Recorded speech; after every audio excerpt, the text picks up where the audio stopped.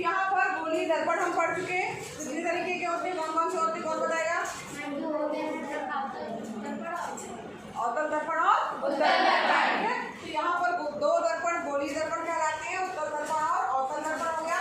अब यहाँ पर उसमें भी परावर्तन की घटना हो रही है और उन सभी पे भी परावर्तन के जो है नियम लागू होंगे। परावर्तन के दो नियम हमने पढ़ा था। प्रकाश का परावर्तन है क्या वास्तव में?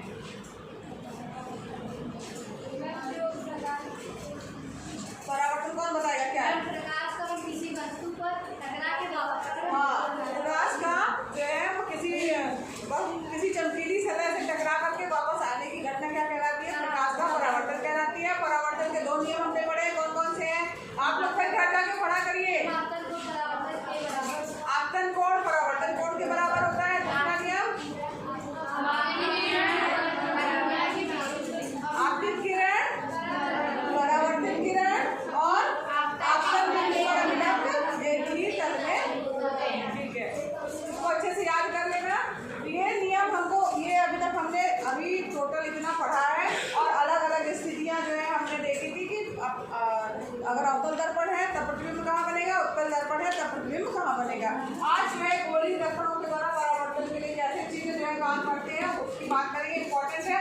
इसी के आधार पर जो है हम जो है चिन्हों को लेते हैं। यहाँ ध्यान से समझिएगा, यहाँ पर कौन सा दर्पण बना है ये बताइए आप लोग। कौन सा दर्पण है ये?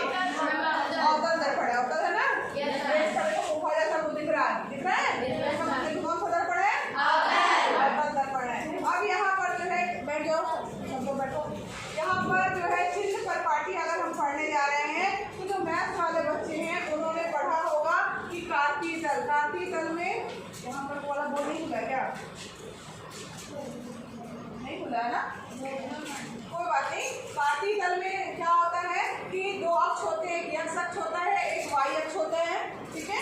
और यहाँ पर जो आपका एक्स अक्ष होता है वो मान लीजिए एक्स और एक्स डैश हो गया, और जो वाई अक्ष होता है वो ऊपर से नीचे की ओर होता है। उसमें इधर के जो अंक होते हैं वो क्या होते हैं? पॉजिटिव अंक होते हैं, ठीक। यहाँ बीच में क्या होता है? मूल बिंदु होता है, ठीक है। तो यहाँ पर मूल बिंदु हो गया और दाएं हाथ पे सारे अंक कैसे होंगे? धनात्मक होंगे। 1 2 3 4 5 होंगे। बाएं तरफ जो है जितने अंक होंगे वो क्या होंगे? आपके ऋणात्मक होंगे, यानी कि -1 -2 -3 इस तरीके से जो है संख्या रेखा में बनते हैं। इसी तरीके से अगर हम बात करें ऊपर की तरफ जो वाई अक्ष होता है उसमें ऊपर के अंक कैसे होते हैं? धनात्मक होते हैं और नीचे के अंक कैसे होते हैं? ऋणात्मक होते हैं, ठीक है। जब कार्तीय तल अगर जो बच्चे मैथ के हैं उनको पता होगा, और नहीं तो आप लोग को ऐसे ही समझ में आएगा। ऊपर की तरफ के अंक सारे धनात्मक, नीचे के ऋणात्मक, दाईं तरफ के धनात्मक, बाएं तरफ के ऋणात्मक। वही प्रक्रिया जो है इस दर्पण में होगी। जो भी गोली दर्पण हो, चाहे वो उत्तल हो चाहे वो अवतल हो, उसमें चिन्ह परिपाटी इसी तरीके से काम करती है। ये जो इसका ये कौन सा बिंदु है इसको क्या बोलते हैं? कौन बताएगा? ये बिंदु पी को क्या बोलते हैं? मूल बिंदु बोला जाता है। ध्रुव, हाँ, पोल, बी फॉर पोल, पोल यानी ध्रुव। इसको क्या कहा जाता है? ध्रुव। इसको मूल बिंदु की तरह जो है ट्रीट किया जाएगा, यानी 0 0 की तरह ट्रीट किया जाएगा। इसके दाईं ओर के जो अंक रहेंगे, तो दाईं ओर की जो भी दूरी होगी वो क्या होगी? धनात्मक होगी, और बाईं ओर की दूरी क्या होगी? ऋणात्मक होगी, यानी ऋणात्मक वाली दूरी होगी। नीचे ऊपर की दूरी क्या होगी? धनात्मक। नीचे की दूरी क्या होगी? सबको समझ में आया? बस यही चीज ध्यान रखना है। दाईं ओर धनात्मक, बाईं ओर ऋणात्मक, ऊपर धनात्मक, नीचे ऋणात्मक। सबको याद हो गया? ठीक है। बस इसी तरीके से काम करना है। जो भी अभी हम सवाल करेंगे उसमें यही प्रक्रिया होगी।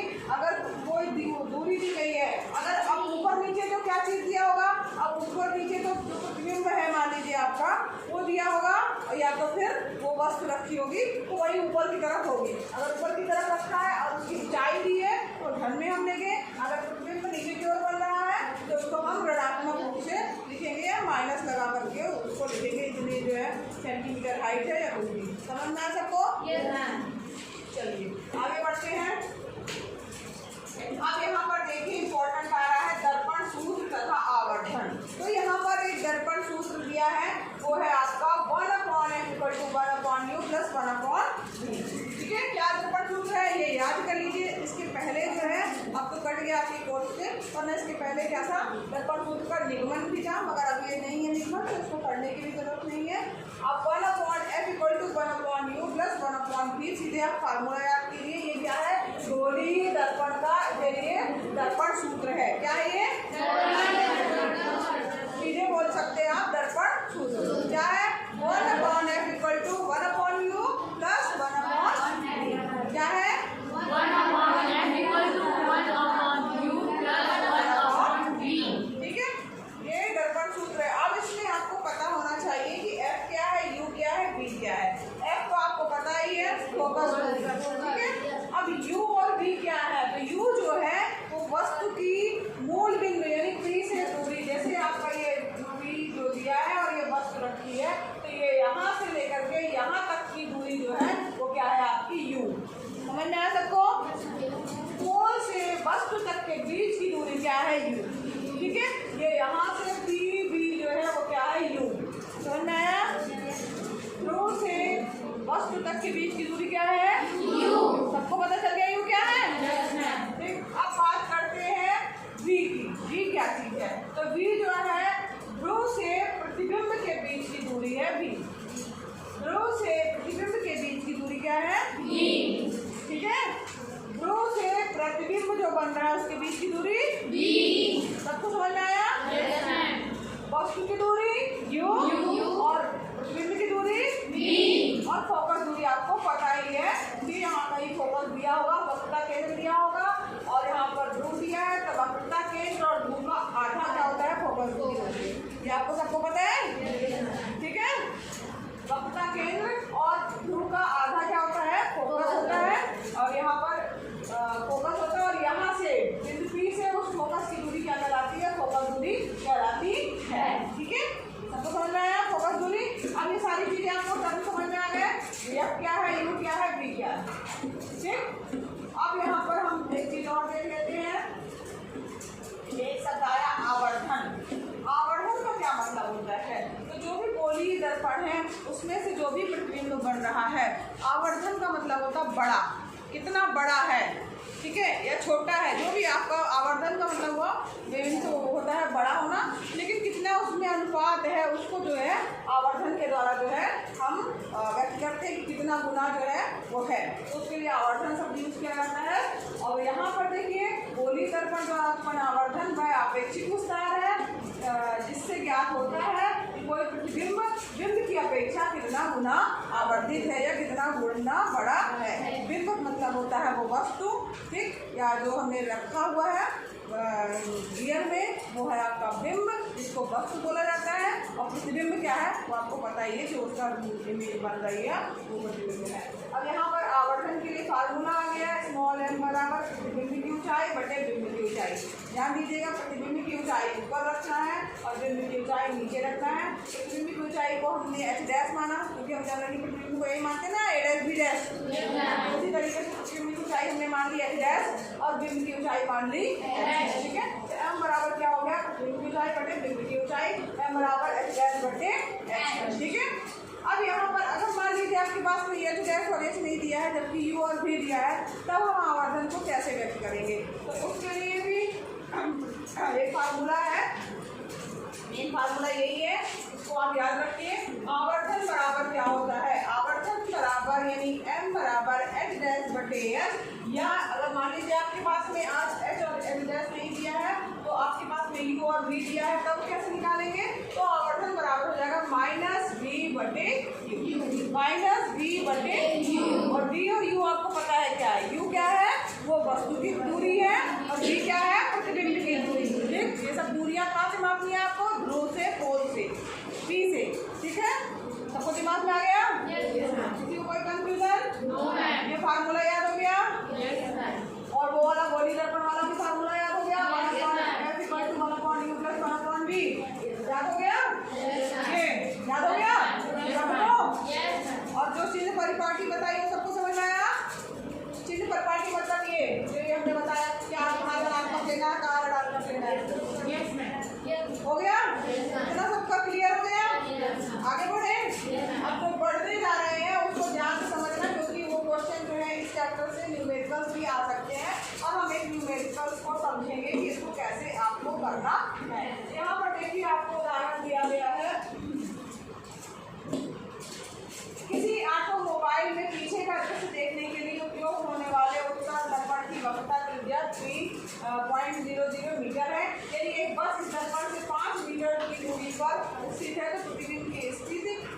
की तथा साइज ज्ञात कीजिए। तो यहाँ पर जो है देखो आप एक प्रिंसिपल को बनाने का है नहीं, वरना आप एक क्या बनाओगे इस तरीके से उत्तल दर्पण बनाओगे।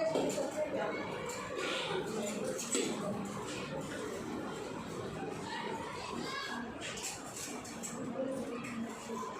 खुला तो होना चाहिए क्योंकि उसके पहले तो बोर्ड खुला था ना, क्लोज कर दिया था क्या? नहीं, क्लोज नहीं करना चाहिए था ना, टेलीस्कोप को हमेशा खुले रहने देना, उसी में तो पढ़ाते हैं। चलो कोई बात नहीं। यहाँ पर देखो क्या करना है आपको, एक उत्तल दर्पण बनाना। उत्तल दर्पण उसे उभरा उसे उत्तल, यहाँ पर बनाना ही पड़ेगा। एक मिनट,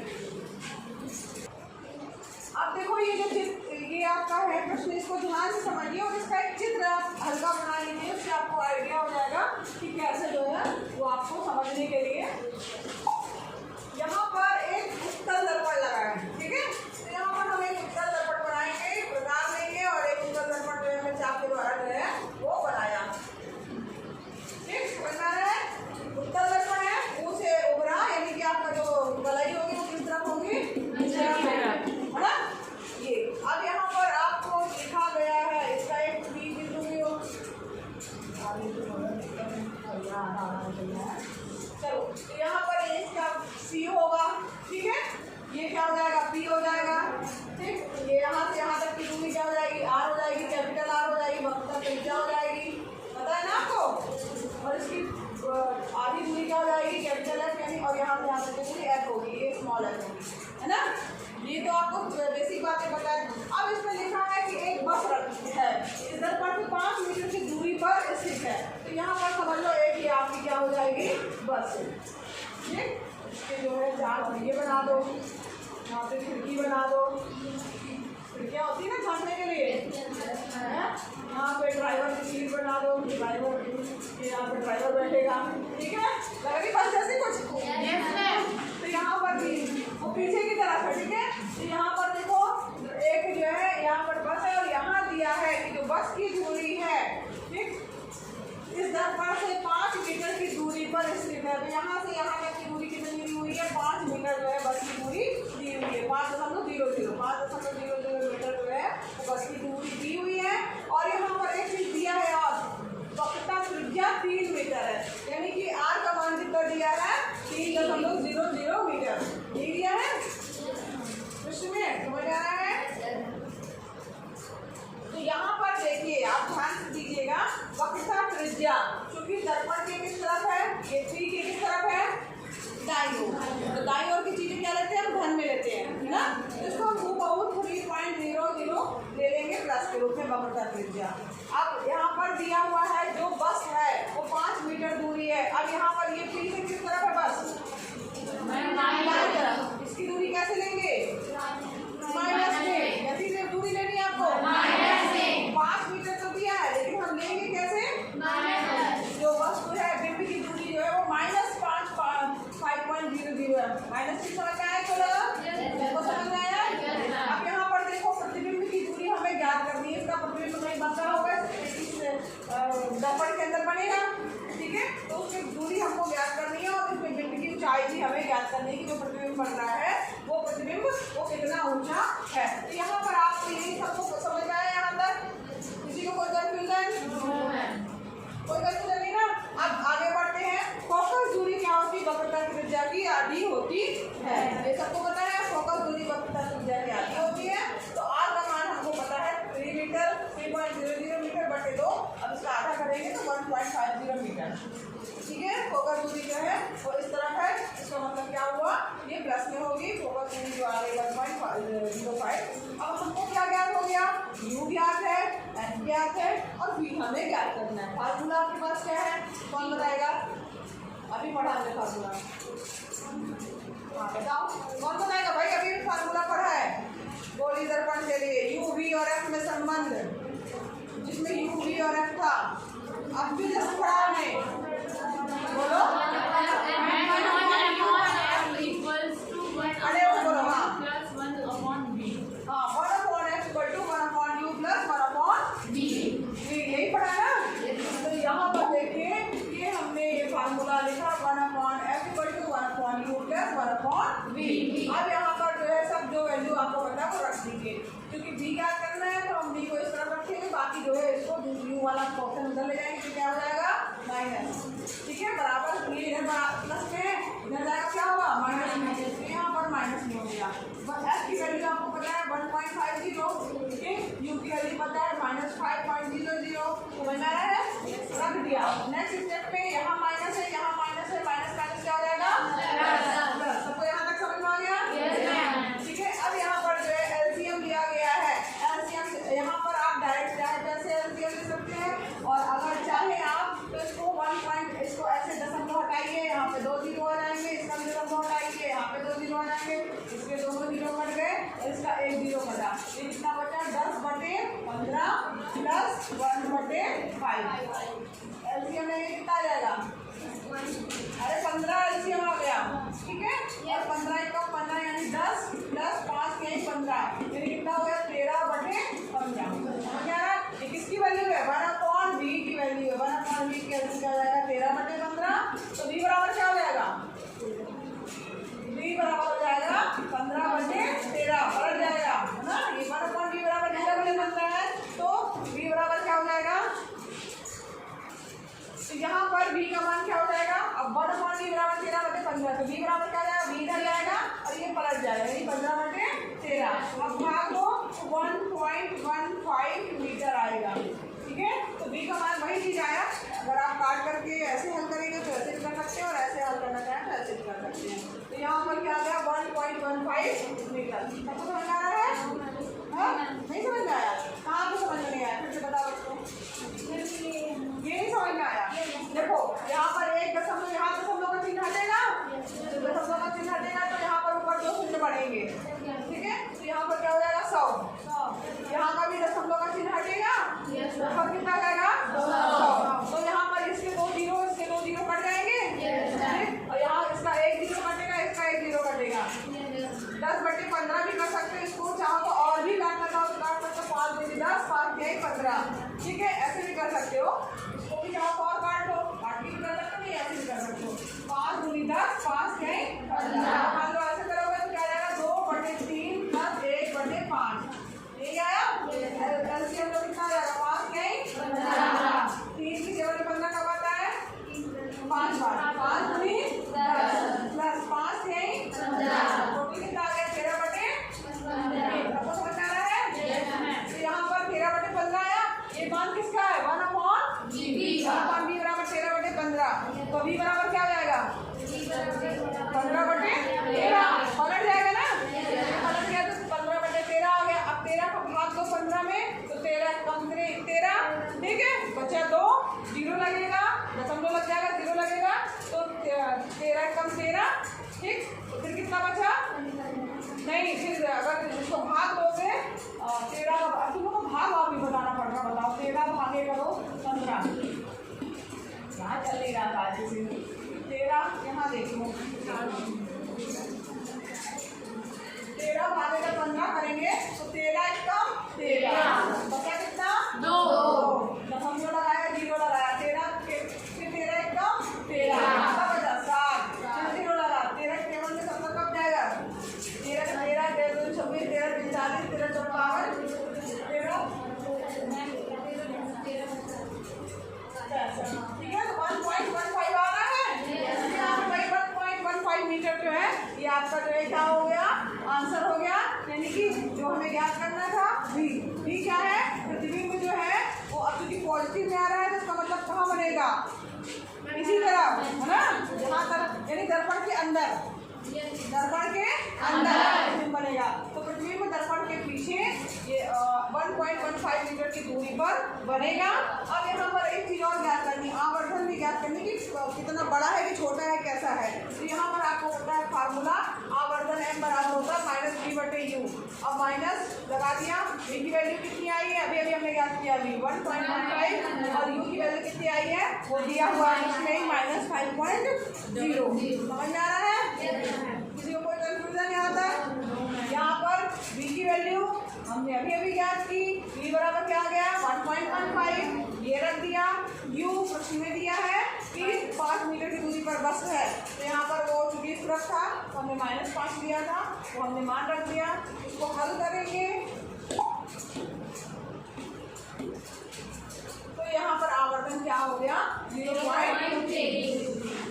तो यहाँ पर जो है इसका मतलब आवर्तन ये हो गया, यानी इसका जो प्रतिबिंब बन रहा है वो कैसा बनेगा, क्योंकि मिरर में ही बन रहा है तो कैसा प्रतिबिंब होगा, ठीक है। अब यहाँ पर सीधा बन रहा है और साइड में जो बिंदु से कितना छोटा बनेगा 0.23 गुना, ठीक है। तो इसका मतलब हुआ कि उसका प्रतिबिंब जो है वो छोटा जो है कितना बनेगा 0.23 सीधा बनेगा, आभासी बनेगा। और जनरली आप देखते भी हो जो मिरर होते हैं साइड मिरर उसमें वो छोटा बनता है सीधा बनता है, ये तो आपको पता है ना। ठीक है, आपका जो कितना बनेगा वो कैलकुलेशन आपने फार्मूले से कर लिया, जो कि दर्पण सूत्र में आता है 1/1+1/e, ठीक है। चलो इसी तरीके से दूसरा सवाल है, इसमें से सवाल आ सकता है, अंक चेंज हो सकते हैं, मगर आपको फार्मूला याद है, बस केवल वही फार्मूला यूज होगा आवर्धन वाला, और दूसरी चीज क्या दर्पण सूत्र जो अभी आज हमने पढ़ा है। कल हम पढ़ेंगे क्या अपवर्तन की घटना, अपवर्तन, ठीक चलिए।